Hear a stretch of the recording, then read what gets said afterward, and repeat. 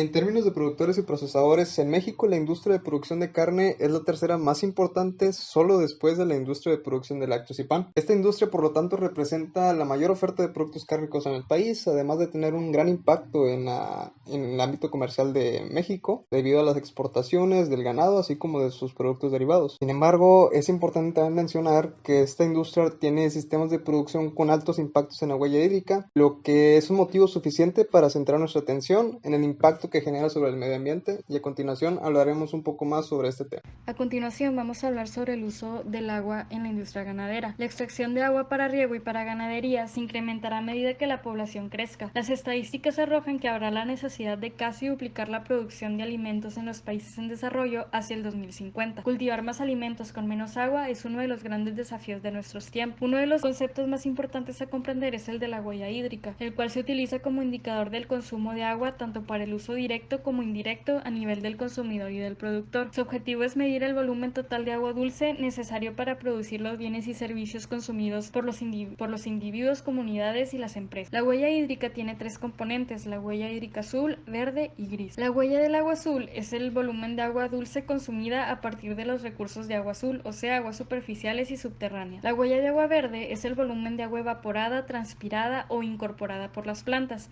es decir, consumida durante el proceso de producción a partir de los recursos de agua verde globales, o sea, agua de lluvia almacenada en el suelo a nivel de las raíces. Y la huella de agua gris es el volumen de agua dulce necesario para asimilar una cantidad dada de contaminantes, teniendo en cuenta las concentraciones naturales y las normas de calidad ambiental del agua existentes. La huella total de agua es la suma de los flujos de agua azul, verde y gris. El agua es realmente indispensable en todas las etapas de producción ganadera, desde el agua de bebida, el agua de limpieza, hasta el agua de procesamiento de lácteos y de carnes, pero es la producción de forrajes la actividad que requiere las mayores cantidades. La huella hídrica en general de la producción de carne bovina es de 15.400 litros por kilogramo. Se mencionó, la producción de forrajes es la actividad en la que se requiere más uso de agua, siendo que la agricultura utiliza el 70% del agua disponible en el mundo y alrededor del 30% del agua utilizada en la agricultura se dirige a la producción animal, y de este 30%, un tercio se dirige a la industria bovina. Una persona que consume carne necesita 6.100 litros de agua por semana, lo cual equivale a una cantidad de agua suficiente para beber por 8 años. Y producir un kilo de carne requiere 16.000 litros de agua.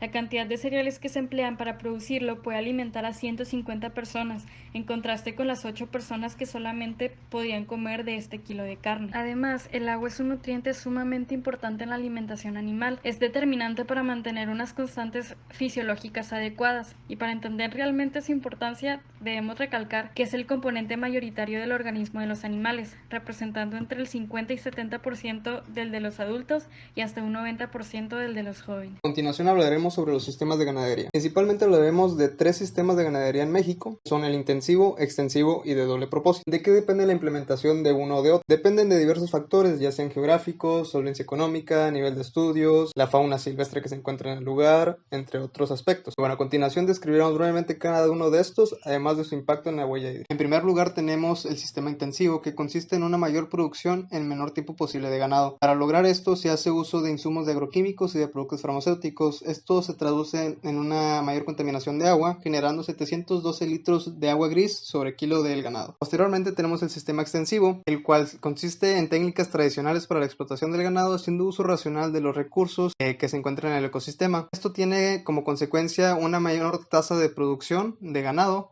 y por lo tanto una menor contaminación de agua, generando únicamente 243 litros sobre kilo de agua gris. Y por último tenemos el sistema de doble propósito, que como su nombre le indica tiene dos propósitos, que es la producción de cárnicos y la producción de lácteos. Este sistema emplea agostaderos para la alimentación de su ganado, y en unos casos hacen el uso del cambio de suelo para poder tener más regiones de pastoreo. Este tipo de sistemas producen alrededor de 401 litros sobre kilo de agua gris. A continuación hablaremos de las principales vías de contaminación del agua para comprender cómo estos contaminantes entran en contacto con el medio ambiente. En primer lugar tenemos el percolado, el cual es provocado comúnmente cuando los depósitos de estiércol están mal construidos o mal ubicados. Por otra parte, también durante inundaciones de suelos agrícolas, la escorrentía provoca que los residuos de ganado se dispersen, por ejemplo, a los ríos, contaminándoles con bacterias como puede ser la salmonela. Y por último, otro importante contribuyente de estos contaminantes son los depósitos atmosféricos, ya sean secos o húmedos, del estiércol.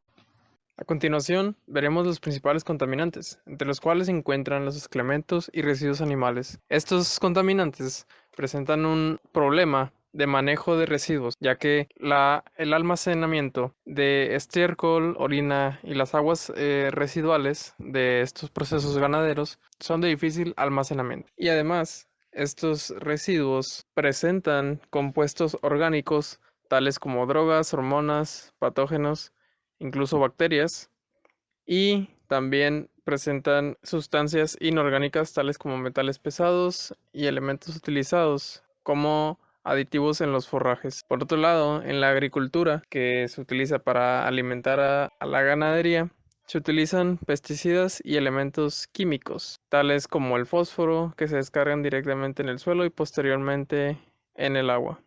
Por último, los antibióticos y hormonas utilizados en los últimos tiempos representan una nueva clase de contaminante que concentrados pueden llegar a presentarse en el agua y ser perjudiciales para la salud. Ahora toca hablar sobre los efectos de los contaminantes mencionados anteriormente. En primer lugar, las descargas de estiércol.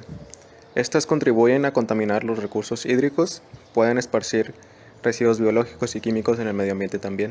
Los residuos biológicos incluyen patógenos liberados por estas descargas de estiércol al ambiente y pueden contaminar y colonizar frutas y verduras a través de las aguas de riego. Esto es un riesgo para la población humana, pues el consumo de agua contaminada con bacterias patógenas causa comúnmente diarrea y gases abdominales, aunque también podría aparecer la salmonela. Y ya que esta contiene altos niveles de nitrato, estos reducen la capacidad de transporte de oxígeno a la sangre. Ahora hablaremos sobre los efectos de los purines. Los purines son cualquiera de los residuos de origen orgánico, como aguas residuales, restos vegetales, cosechas, semillas, excrementos sólidos o líquidos, etc. Debido a que las tierras de cultivo no son capaces de absorber todos los nitratos presentes en estos purines, los nitratos acaban también en las aguas subterráneas, pudiendo contaminar incluso las destinadas a consumo humano. En el escurrimiento y percolado de nutrientes, hablando de residuos ganaderos, son un gran peligro para las corrientes de agua dulce, así como para los océanos y ambientes marinos en general. Si no son manejadas en forma apropiada, el escurrimiento de nutrientes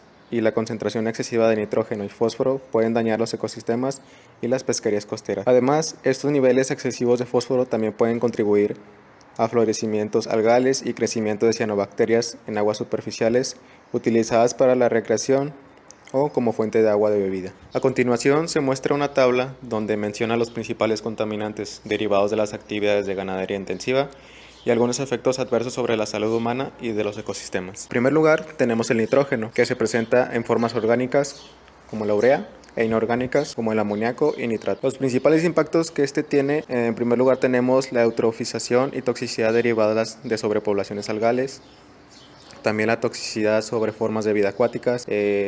En cuanto a riesgos de la salud, incrementa el riesgo de hipertiroidismo y diabetes, incrementa el riesgo de alteraciones reproductivas, incluyendo malformación. También tenemos el fósforo, que se da durante el almacenamiento del estiércol y se generan fosfatos inorgánicos.